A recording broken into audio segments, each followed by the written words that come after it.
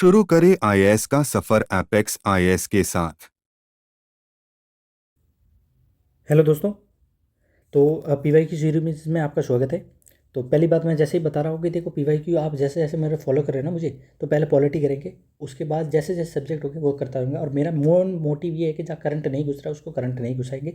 जो यूपीएससी के core areas है उनको समझेंगे कि किस कोर एरिया से यूपीएससी क्वेश्चन पूछ रहा है और नॉलेज हमें कितना ज़रूरी है। और नॉलेज ज़रूरी है वैसे, ठीक है। तो आप दूसरों ऐसे चक्कर में पड़ोगे, ऐसा लॉजिक लगाना, देखो मैं उस चीज़ से सख्त खिलाफ हूँ। लॉजिक आप तभी लगा पाओगे जब आपको नॉलेज होगा। तो पहले नॉलेज पे काम कीजिए। नॉलेज ये स्मार्ट स्टडी का तरीका वही है कि आप उस पर काम कर रहे हो कि क्या आ रहा है। तो हमने जैसे शेड्यूल का आगे भी कर रखा है, 9 शेड्यूल के इंपॉर्टेंस के बारे में और प्रीएम्बल वगैरह अब हम देखते हैं। तो अब जैसे ये जो मैंने आगे पार्ट बताया, तो आज का जैसे एक ये है कि भाई देखो क्वेश्चन है कि विच of the provision of the constitution have bearing the education.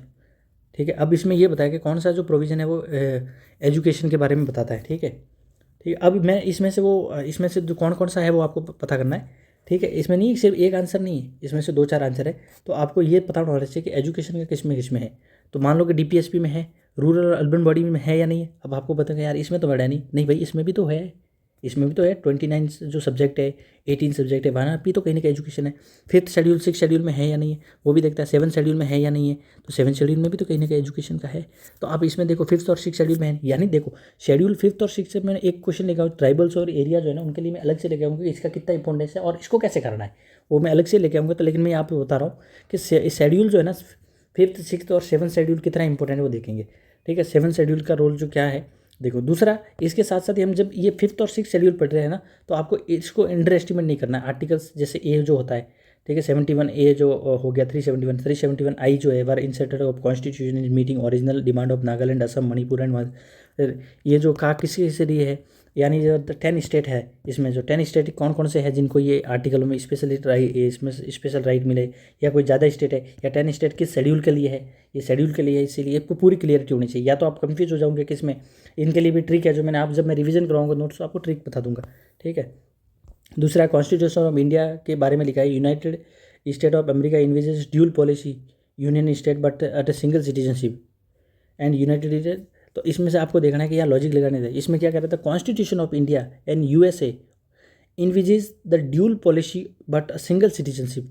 भाई हमने देख लिया सिंगल सिटीजन तो इंडिया में तो है, लेकिन क्या यूएसए में सिंगल सिटीजन है या फिर नहीं है। इसमें अगर दोनों का पूछ रहा है तो यहाँ से कभी चांस बन जाता है कि ऐसी चीज़ों को थोड़ा आप गलत मान लो कि अगर दोनों का पूछ रहा है तो कहीं ना कहीं कॉन्ट्राडिक्टरी हो सकता है। ठीक है, लेकिन आपको नॉलेज होना जरूरी चाहिए। अगर आपको पता ही नहीं है कि यूएसए में है या इंडिया में नहीं है तो फिर कैसे कर पाओगे।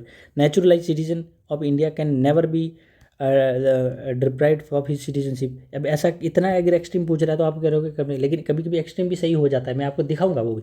तो मान लो अगर आपने इसको भी गलत कर दिया तो आपको आंसर ऑटोमेटिक मिल ही जाता है। लेकिन मेरे कहने का मतलब है कि ये जो टॉपिक है ना, ठीक है, ये इन आर्टिकलों को भी आपको, मैं इसका बताने का क्वेश्चन लाने का मतलब ये था कि जो आर्टिकल ये है ना स्पेशल प्रोविजन, ठीक है, ये इसके बारे में special provision temporary parliamentary amendment चाहिए या फिर प्रेसिडेंसी ऑर्डर से भी इसको रिमूव किया जा सकता है, क्या किया जा सकता है, या स्पेशल क्या क्या प्रोविजन किसके लिए है वो आपको पता होना चाहिए। सीधा फैक्ट पूछेगा, मैं फैक्ट लेके आऊँगा एक दिन। If new state of India union is to be created and which of the following schedule of the constitution must be amended. अब बताओ, new state of India create हो रहा है, ठीक है, state of union is created, तो कौन सा अमेंड करना है, फर्स्ट करना है, सेकंड करना है, थर्ड करना है, या फोर्थ करना है। अब आपको बताना चाहिए फर्स्ट में यूनियन टेरिटरी दिया या नहीं दिया, आपको पता होना चाहिए। फ्लो में बताना चाहिए सेकंड में क्या दिया है, सेकंड में क्या दिया, सैलरी अलाउंस दिया या ओथ दी हुई है, थर्ड में ओथ है या सैलरी अलाउंस, इसमें से कौन सा है, फोर्थ में एलोकेशन ऑफ स्टेट काउंसिल के लिए सीट है या नहीं है, आपको सब पता होना चाहिए इसमें। ठीक है, तो ये शेड्यूल जो, अगर पीवाईक्यू में कोई शेड्यूल पूछ लिया इसका मतलब कि 1 2 3 बार पूछ लिया, इसका मतलब पढ़ना ही है। ठीक है, विच of the following schedule of the constitution of India contain provision regarding the anti defection. अब आपको इतना एंटी डिफेक्शन पूछ लिया ना, तो आपको एंटी डिफेक्शन कौन से अमेंडमेंट में आया था, जैसे 52 कॉन्स्टिट्यूशनल अमेंडमेंट था, ठीक है, 52 कॉन्स्टिट्यूशनल अमेंडमेंट था, उसमें आया था एंटी डिफेक्शन। कौन से प्राइम मिनिस्टर कौन से उसमें था, राजीव गांधी जी थे उसमें, तो ये आना चाहिए। अब कौन सा शेड्यूल उसमें ऐड किया गया था, 8 था, 8th में क्या है वो भी पता होना चाहिए, नहीं है तो भाई लैंग्वेज है कि नहीं है। 5th में क्या है, 6, देखो 5th वापस भी आ गया। सेकंड में क्या, सेकंड वापस आ गया। 10th शेड्यूल है या नहीं, तो 10th हो गया हालांकि। तो ये आपको पता होना चाहिए। तो शेड्यूल अगर आ रहे तो अगर कोई डायरेक्ट क्वेश्चन में चीज़ पूछ ली तो उस चीज़ के बारे में प्राप्त है, जैसे कौन से कॉन्स्टिट्यूशन अमेंडमेंट आया था आपको पता होना ही चाहिए।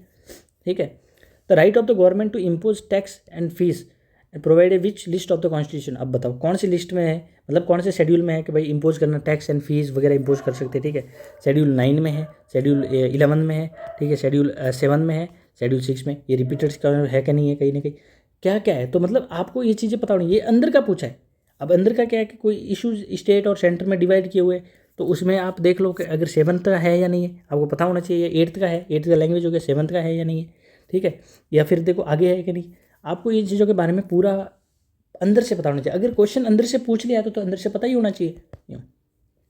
दूसरा पूछ रहा है ना, schedule of the constitution contain special provision. ये कोई जो आपको मिथ डाल रहे हैं ना कि नहीं आपको, अरे भाई आपको एक दो लॉजिक आपको लगा कि वो आपको, मैं आंसर क्यों नहीं बता रहा इसमें मोस्टली। अगर मैं आंसर बता रहा हूँ तो बता लिया आंसर, ठीक है, अभी बताना लग जाओ, उसमें कोई बड़ी बात नहीं। आंसर ये नहीं कि आंसर बताना काम नहीं है। आंसर आपको बताना है कि आप पढ़ो ये चीज़। आपको मैं आंसर में मतलब अगर नहीं, कोई बंदे ऐसे करते हैं आंसर रट के आगे, फिर आपको पता देखो ये चीज़ तो हमने काट दी, देखो ये तो लॉजिक लगता ही नहीं। अरे भाई लॉजिक क्यों नहीं लगता, किसी को नहीं पता है ना ये चीज़ तो ऐसी होती है, ऐसी नहीं होती है। जब तक आपको पता ही नहीं है आप कैसे करोगे उस चीज़ को। आपको नॉलेज, बेसिक नॉलेज भी नहीं, आपको अच्छा खासा नॉलेज होना चाहिए, सीधी बात है। Schedule of the constitution contain special provision for the administration and control the schedule areas and schedule areas के बारे में आया है नहीं है। तो अब देखो 9 शेड्यूल कौन था, 9th का हमने पढ़ा कि स्पेशलिटी क्या है, 3rd का आ गया, 5th का आ गया, अब 7th का आ गया, ठीक है। तो इसमें 5th दिया था। हालांकि देखो आंसर की बताने की बात है तो आंसर बता दिया, लेकिन ये है कि आप इसमें पढ़ो शेड्यूल एरिया। अब शेड्यूल एरिया में मैं स्पेशल लेके आऊँगा कि क्या क्या क्वेश्चन किस टाइप से बन सकते हैं, ठीक है। दूसरा है, अब वापस पूछा 3rd schedule, 4th schedule, 7th schedule, 8th schedule पूछ ले। अब 8th शेड्यूल इसमें मिला हो कौन से 8th शेड्यूल में, जैसे लैंग्वेज है कि नहीं है। अब लैंग्वेज है तो लैंग्वेज जैसे 3 अमेंडमेंट हुए थे, कौन से, ठीक है। एक जो था 21 अमेंडमेंट था 1967 में था, उसमें सिंधी ऐड की गई थी। फिर 71 था, ठीक है। फिर 71 92 में हुआ था, ठीक। फिर 92 था, ठीक है, हाँ 92 ही था, 2003 में हुआ था, ठीक है। अनमें था नेपाली को मनी दी। ये ट्रिक भी याद बना था कि भैया नेपाली को 24 में क्वेश्चन आ जो है, नेपाली को मनी दी ना, नेपाली, कोंकणी और मणिपुरी।